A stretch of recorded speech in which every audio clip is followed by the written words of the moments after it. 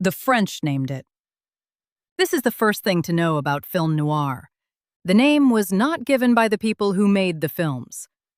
American filmmakers in the 1940s did not say, "I am making a noir." They said, "I am making a crime picture, or a thriller, or a melodrama." The category did not exist for them as a category. French critics, after the war, saw a group of American films that had not been available in France during the German occupation. They watched them all at once. The films of 4 or 5 years, compressed into a few months of viewing. And they noticed, these films are different. They share something. They have a visual quality and a moral quality and a narrative quality that belongs together. They called it film noir. Black film. The name, the color of the shadows. The shadows, present in almost all of them. But the shadows are not what it is.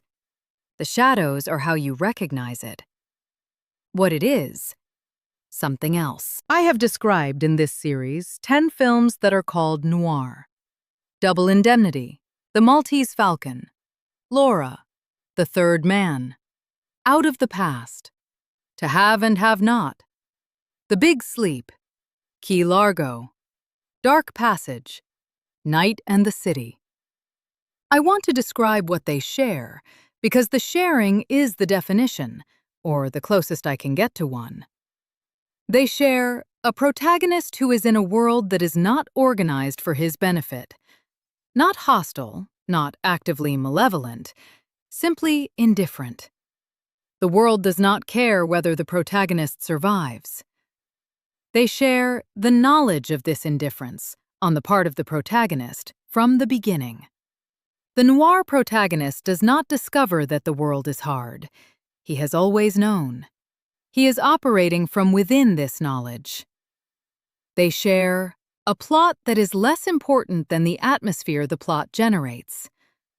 Something I said about The Big Sleep, the plot doesn't matter, is true to varying degrees of all of them. What you come away with is not the resolution of the mystery, but the feeling of having been in a specific world for 2 hours. They share the specific quality of motion through a city at night. Not the city as backdrop, the city as character. The streets, the cars, the rain, the neon. They share morally complex protagonists who are neither heroes nor villains in the conventional sense, who do things that are wrong, who have reasons, who are not forgiven by the narrative. This is the beginning of a definition. Film noir did not appear from nowhere. The specific origins? The hard-boiled detective fiction of the 1920s and 1930s. Dashiell Hammett, Raymond Chandler, James M. Cain. The specific American literary tradition of the crime story told from inside the criminal world, or the detective world, rather than from outside it. The tradition of prose that was sparse, unsentimental, and uninterested in moral reassurance. The German expressionist cinema of the 1910s and 1920s, The Cabinet of Dr. Caligari, Nosferatu.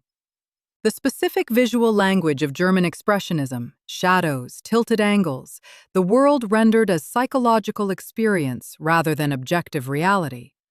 The German and Central European directors and cinematographers who fled the Nazis in the 1930s and came to Hollywood. Fritz Lang, Billy Wilder, Edgar Ulmer, Otto Preminger, Robert Siodmak. They brought the expressionist visual language with them. They applied it to American crime stories. The combination, German visual grammar applied to American crime fiction. The result? Film noir.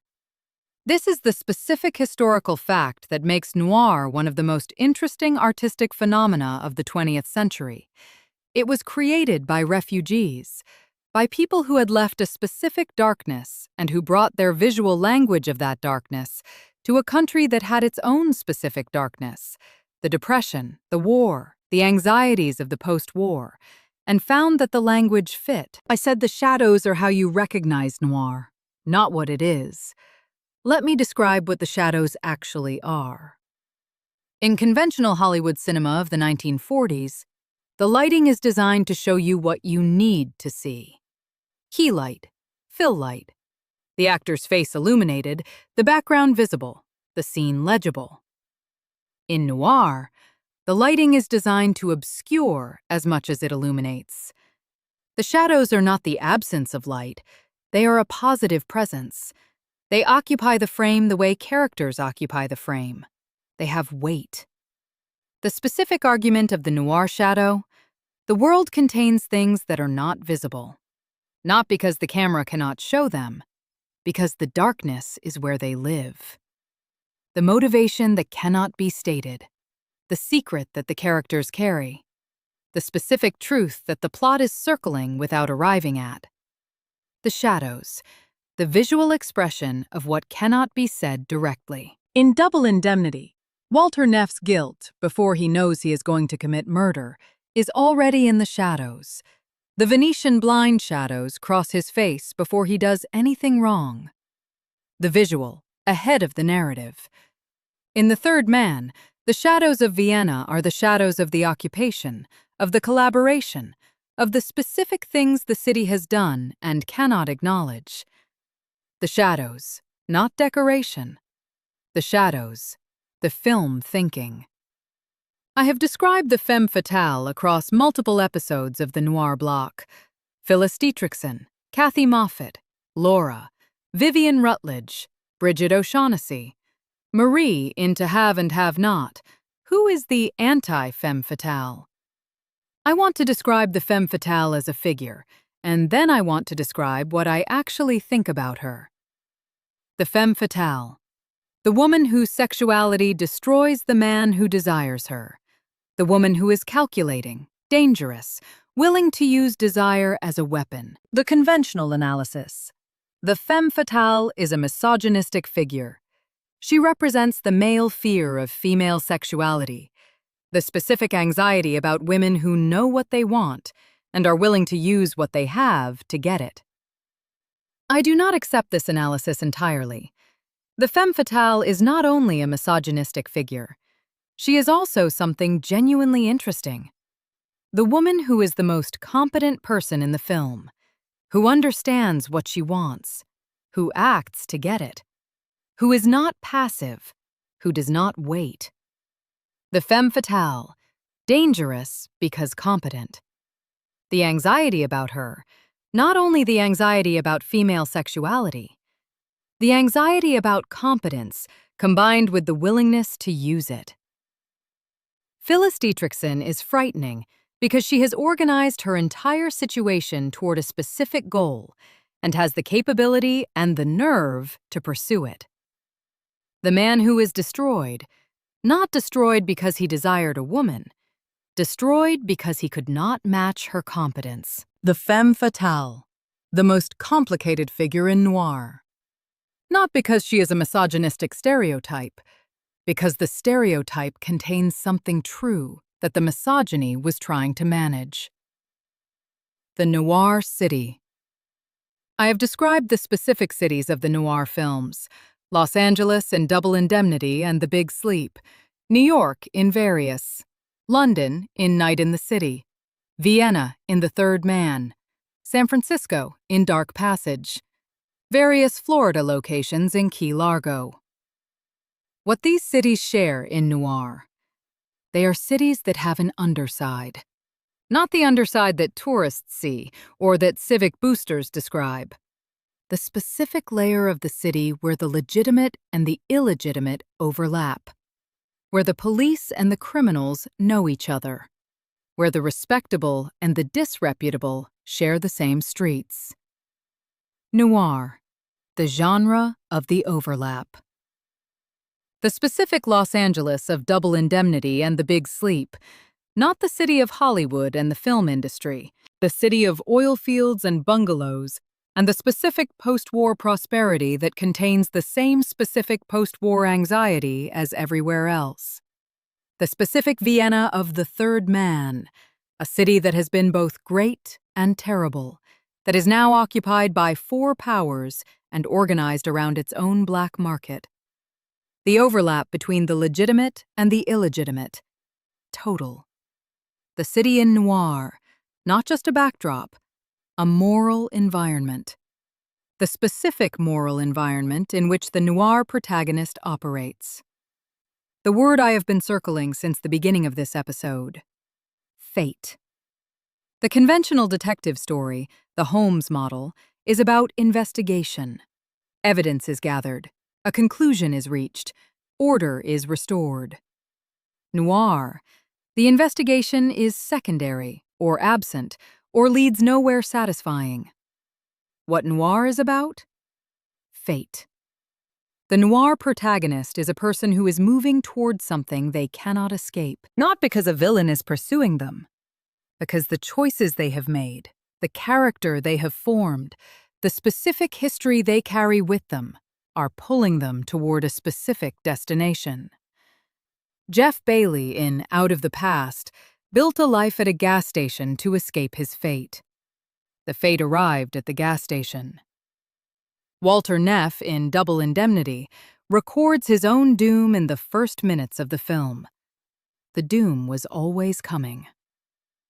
Harry Fabian in Night and the City runs through London because stopping means arriving at what he has always been moving toward. He arrives anyway. The specific thing about fate in noir, it is not external. It is not imposed by a villain or by bad luck. It is the specific consequence of who the protagonist is. This is the specific difference between noir and tragedy. In Greek tragedy, fate is the will of the gods. In noir, fate is character. The character is the fate. I have described multiple noir protagonists. I want to organize them. The man who knows. Bogart's Sam Spade. He knows what the world is and has made peace with the knowledge. He does his job. The job is the only thing that makes sense. The man who knew and forgot.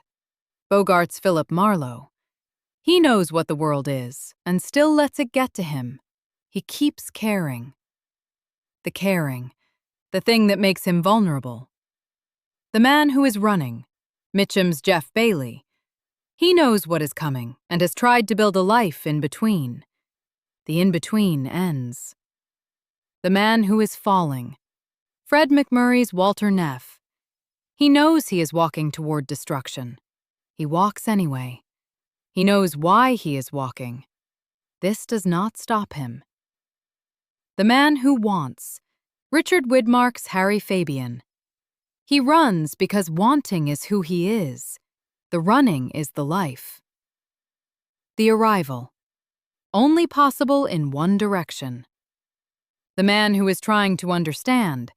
Dana Andrews' Fred Derry in The Best Years of Our Lives. Not quite noir, but adjacent to it. The man who came back and finds that what came back is not entirely what left. The common thread?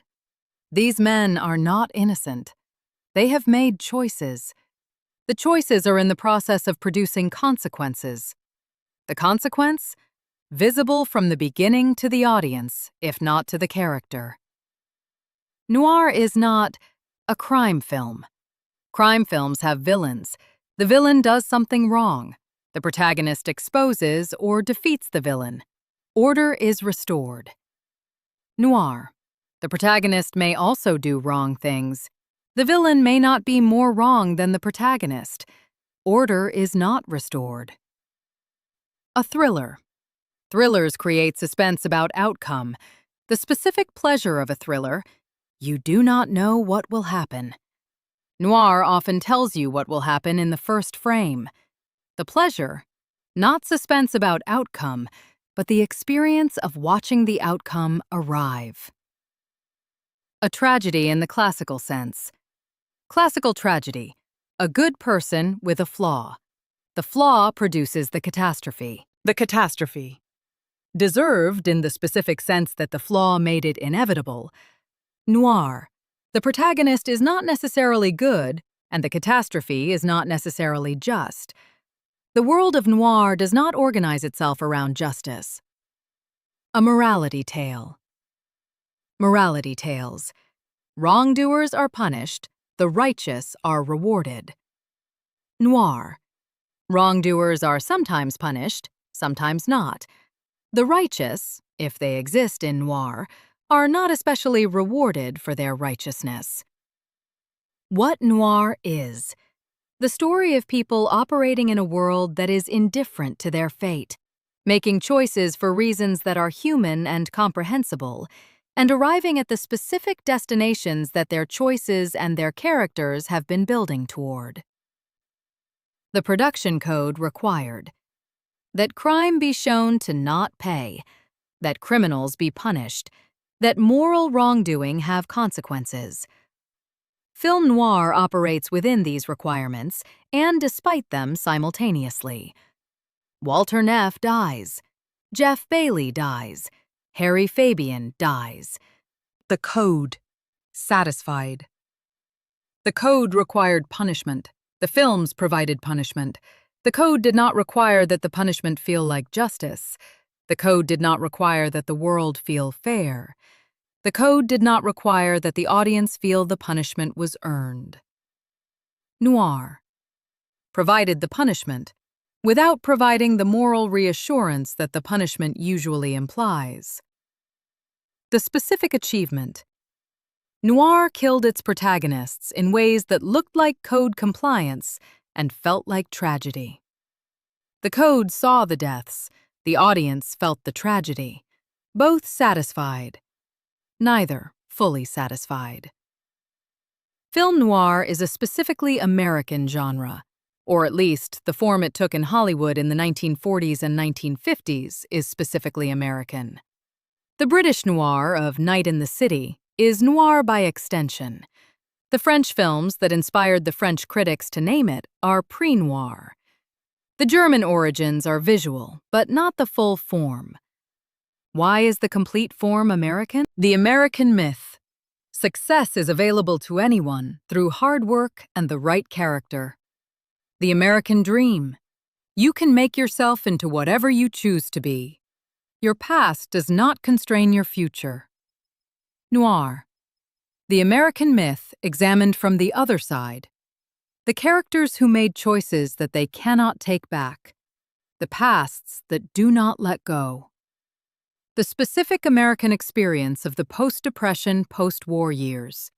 A country that had been promised the dream and was discovering the specific, complicated reality of the country that existed. Noir. The dream examined.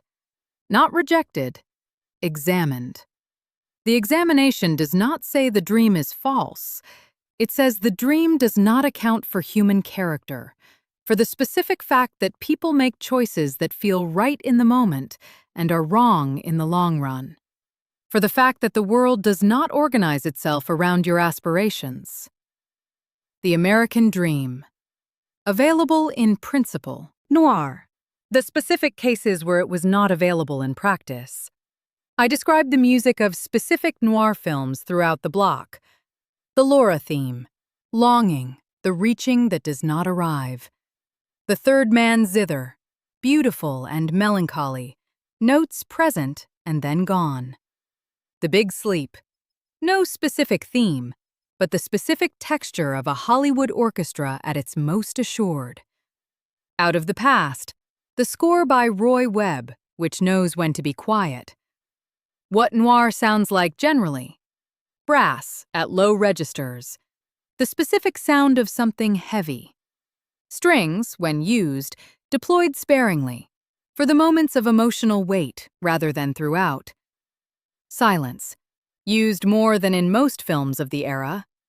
The specific silence of a film that knows the silence is doing work. The music of noir. Not the music of romance, which builds and sustains and carries the emotion. The music of noir. The music of dread. The music that tells you something is coming before you see it, that confirms the feeling you already had. The score. The atmosphere made audible. Part 12. Why Noir Still Matters. 1950. I am writing this in 1950. Noir is, at this moment, still being made, still producing films. The genre, if it is a genre, and I have been arguing with the definition throughout this episode, is not finished. Why does it still matter? Because the specific things noir is about have not gone away. The world that does not organize itself around your interests, still present. The choices that cannot be taken back, still being made. The specific human capacity for the desire that produces the justification, still operating. The city at night, with its specific overlap of the legitimate and the illegitimate, still there. Noir is still being made because the conditions that produced it have not changed. The post-depression anxiety that found in noir a visual and narrative language. The depression ended. The anxiety? Not entirely gone. The anxiety about what the country is and whether the dream is available to everyone, and what happens to the people to whom it is not available. This is ongoing. Noir. The ongoing examination of this anxiety, not the solution to it. The ongoing examination. I promised I would fail to give a satisfying definition. Here is my best attempt, anyway. Film noir is the American cinema of the 1940s and early 1950s that takes the hard-boiled literary tradition and the German expressionist visual tradition and applies them to the specific American experience of a country that has been promised the dream and is discovering the specific costs of the promise. The visual language: shadows, low angles, rain, the city at night. The visual language of a world that is not organized around your interests. The narrative language: fate disguised as plot, the consequence of character masquerading as circumstance. The destination that was always approaching, disguised as surprise. The moral language: people who are neither good nor evil in the conventional sense, making choices for human reasons, arriving at the destinations their choices were always building toward. The emotional language: not hope, not despair, the specific atmosphere of a world in which hope and despair are both available, but neither is guaranteed. This is my definition. It is incomplete. Every definition of noir is incomplete. The incompleteness is part of the definition. I described 10 noir films. I want to say which is greatest and why. The Third Man, greatest in terms of visual achievement and formal sophistication. The tilted camera, the zither, the shadows of Vienna. The most complete realization of the noir visual language in a single film. Out of the Past, greatest in terms of the pure noir experience, the most complete version of the fate is character argument, carried entirely by Mitchum's performance. Double Indemnity, greatest as diagnosis, the most precise identification of the specific mechanism that destroys the noir protagonist, desire preceding justification, and the most honest account of how the mechanism works. The Maltese Falcon, greatest as foundation, the film that established what the genre would be and that contains, in compressed form, everything that would be developed over the next decade. The best. I cannot choose one. The 4 films together are the definition more precisely than any single one. Film noir is what happens when the people who built a visual language for darkness in Europe bring it to a country that has its own specific darkness, and when the two darknesses, the European and the American, combine to produce a cinema that is honest about what the world is actually like for people whose choices do not lead where the American dream promised they would, and whose specific quality of honesty is what the shadows were for. The French named it. We made it. Both things necessary. Come back next week. The musical. Not a specific musical, the form itself. What the musical is, what it does, why a whole era of American cinema found in the musical the specific form it needed. Come back.